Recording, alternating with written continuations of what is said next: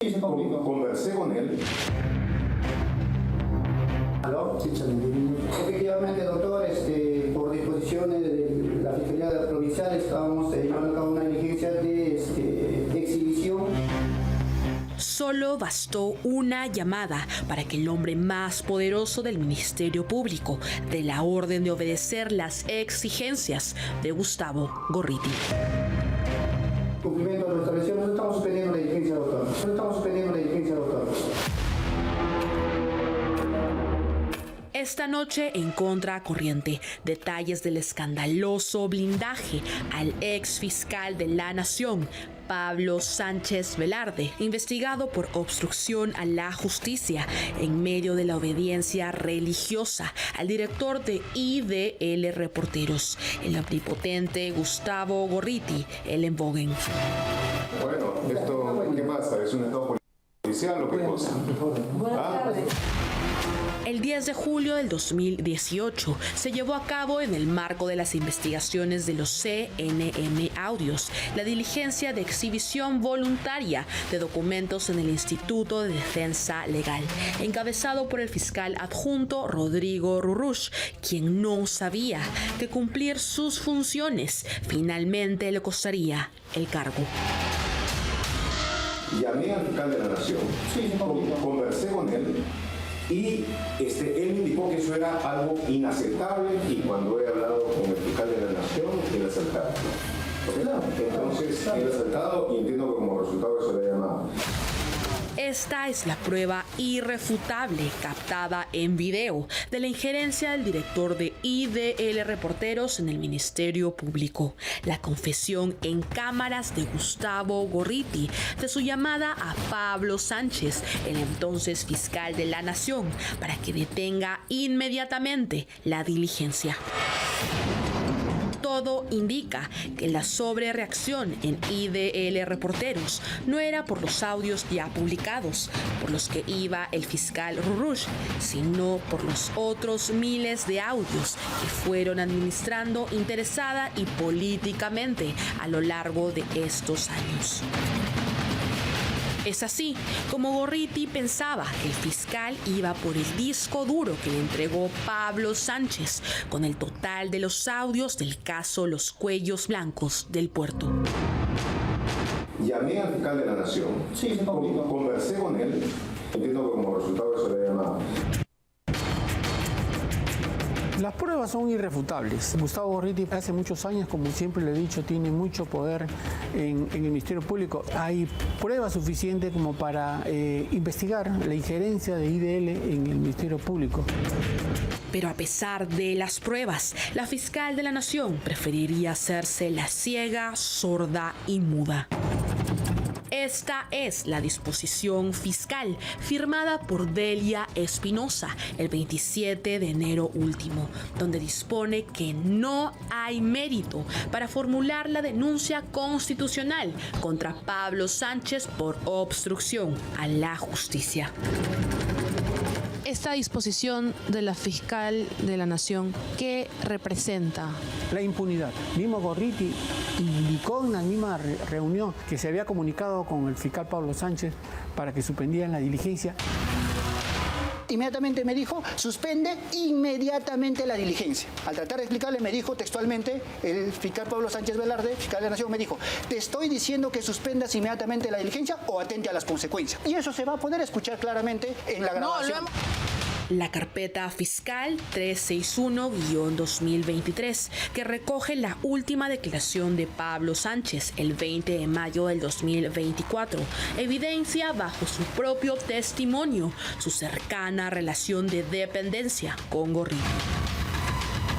En mi condición de fiscal de la Nación recibí la llamada de Gustavo Gorriti. Él estaba preocupado por una diligencia en su oficina, lo que me preocupó y le dije que iba a averiguar sobre el asunto. Así, al director de IDL Reporteros solo le bastó con llamar al fiscal de la Nación y pedirle u ordenarle que pare la diligencia. En el 2018 hubo un allanamiento absolutamente impropio, auspiciado por el fiscal Rodrigo Rurush, Y lo cierto es que Gustavo Gorriti llamó a Pablo Sánchez, que era fiscal de la Nación, y logró que se frustrara ese allanamiento. Hombre, no todo el mundo tiene ese poder, ¿eh? Pero lo interesante es que es el propio Sánchez quien en esta declaración desmiente las afirmaciones de Gorriti. Detalle por el motivo que llamó a Pablo Sánchez. Lo llamé para hacerle saber que existía una amenaza. Tuve una segunda conversación con Pablo Sánchez. Puse al tanto al fiscal de la Nación de la evolución de los acontecimientos. Ello fue después de suspender la diligencia. Gorriti declara que llamó a Pablo Sánchez 2 veces, pero el ex fiscal de la Nación lo desmiente, quizá en su afán de tapar el sol con un dedo. Deseo agregar que lo ha indicado por Gustavo Gorriti y que obra transcrito en el acta no es tal como fue la comunicación, sino como he referido en mis respuestas anteriores. Las pruebas son de tal magnitud que Pablo Sánchez es desmentido por su propia gente. Es el caso de Janet Talavera, quien confirmó que el comunicado emitido por el Ministerio Público, en el que la institución pide disculpas a IDL por las incomodidades surgidas en la diligencia, fue aprobado por el mismo Pablo Sánchez. Como yo despachaba con el fiscal de la Nación, este me hacía las indicaciones de lo que debía de publicarse. Si él aprobaba, se publicaba. Lo que debía de darse en este caso y en todos los comunicados que inician con este preámbulo. Sin embargo, para la fiscal de la Nación, Delia Espinosa, no hay delito alguno, ni siquiera falta leve. Por eso decidió archivar preliminarmente esta escandalosa intromisión que el Perú entero ha visto por televisión. Definitivamente aquí hay muchos conflictos de intereses. Delia debió inhibirse de pronunciamiento de esta decisión. Pablo Sánchez fue uno de los partícipes de la Junta de Fiscales Supremos quien la eligió como fiscal de la Nación. Él, al igual que su socia, amiga y compañera de todo, Zoraida Ábalos Rivera. Estas son las pruebas en video, documentales y testimonios de la llamada que muestra que Pablo Sánchez obstruyó la acción de la justicia obedeciendo órdenes de Gustavo Gorriti. ¿De qué se trata todo esto? ¿Otorongo no come otorongo en el Ministerio Público? ¿O es que la doctora Delia Espinosa le está pagando el favor a su colega, a su antecesor Pablo Sánchez, del voto que emitió en la Junta de Fiscales Supremos para que ella finalmente se erija, salga elegida como la flamante fiscal de la Nación? Lo que queda claro es que hay por lo menos contradicciones entre los propios investigados. Gorriti dice una cosa, Pablo Sánchez dice otra, y Janet Talavera es categórica al decir que Pablo Sánchez le ordenó, porque ella era jefa del área de comunicaciones, de que se escriba un texto en la cuenta oficial de X, ex Twitter del Ministerio Público, para pedir disculpas al poderoso IDL Reporteros. ¿Y de qué se trataba? No era, como dicen, una intromisión, un allanamiento sin orden judicial, para nada. Era una simple diligencia voluntaria de exhibición, en donde en la redacción de IDL Reporteros, ¿por qué? Porque los fiscales que estaban investigando este escándalo de corrupción querían tener de primera mano los audios que previamente, que ya había publicado Gustavo Gorriti en su portal IDL Reporteros. ¿Por qué sobrereaccionó Gorriti y su amiga Rosa María Palacios? Porque quizá pensaban que el fiscal Rodrigo Rurruch estaba yendo por el grueso de los audios que Gorriti había recibido de su amigo, de su adláter, ¿no? El fiscal de la Nación. Audios que él ha ido administrando interesada y políticamente en todos estos años. Recuerden que esto es del 2018.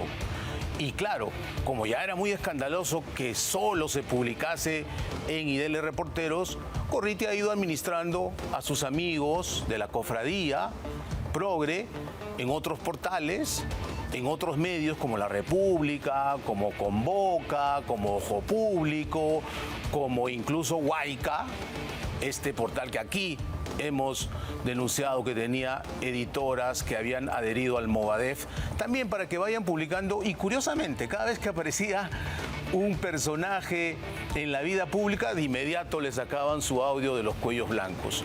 Nosotros no decimos que los audios fueron entregados por Pablo Sánchez a Gustavo Gorriti, faltando flagrantemente también a su función de fiscal de la Nación.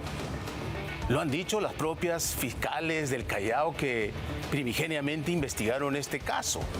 También lo ha dicho el exfiscal supremo Tomás Aladino, que nos ha dado una explicación bastante certera de lo que ha pasado con estos audios. Pero a todo esto, frente a estas evidencias clarísimas, ¿cómo reacciona la fiscal de la Nación? Blindando. Pareciera que las lecciones a Gustavo Gorriti no se le toca ni con el pétalo de una rosa. Al señor Gorriti no se le puede pedir que ponga su teléfono a disposición del Ministerio Público para una investigación de carácter penal.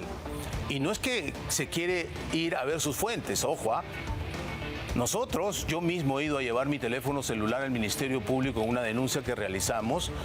Hemos ido a la oficina de peritajes, hemos puesto a disposición nuestro teléfono, han extraído el audio que era necesario, obviamente con un perito de parte que se asegure de que no saquen otra información. Pero Gustavo Gorriti no puede hacer eso, él es Gustavo Gorriti, ¿no? El hombre que nadie lo puede tocar. Pero queda clarísimo que su poder es real en el Ministerio Público, porque la hoy fiscal de la Nación se niega siquiera a investigar. Como dicen los abogados, esto ha sido un archivo liminar, es decir, de plano. Yo no investigo porque simplemente no puedo tocar a Gorriti, ni siquiera a Pablo Sánchez, a Gorriti. Y hablando de él, hace poco salió en un roadshow con sendas entrevistas en sus medios amigos, obviamente la mayoría semiclandestinos, como por ejemplo IDL Radio, ¿no?, que conduce Glatzer Tuesta, y también fue a La Mula y a su amigo Pedro Salinas, le explicó desde su punto de vista qué estaba pasando en el Perú y negó categóricamente la existencia de eso que Medio Perú llama caviares y sobre todo su poder real en el sistema de administración de justicia, especialmente en la Fiscalía. Vamos a escuchar qué es lo que le dijo Gorriti a Pedro Salinas. Y la coalición que ha tomado el poder del Ministerio Público y del Poder Judicial, de parte del Poder Judicial hay que decirlo, porque sí existen jueces independientes, probos, bien preparados, que no se dejan atarantar por nadie, por más IDL reporteros que sean, ¿no? Pero en el Ministerio Público ha quedado clarísimo, pues, que existe este poder real, fáctico, que se impone, porque ya vemos, también se les exigió que la semana pasada convoquen a una rueda de prensa con el equipo especial Lavallato. Estuvo la fiscal de la Nación solo para la presentación, después se paró, se fue, dejó al vocero institucional Víctor Cubas Villanueva, que dicho sea de paso, hemos mostrado en este programa, gana doble también, ¿no?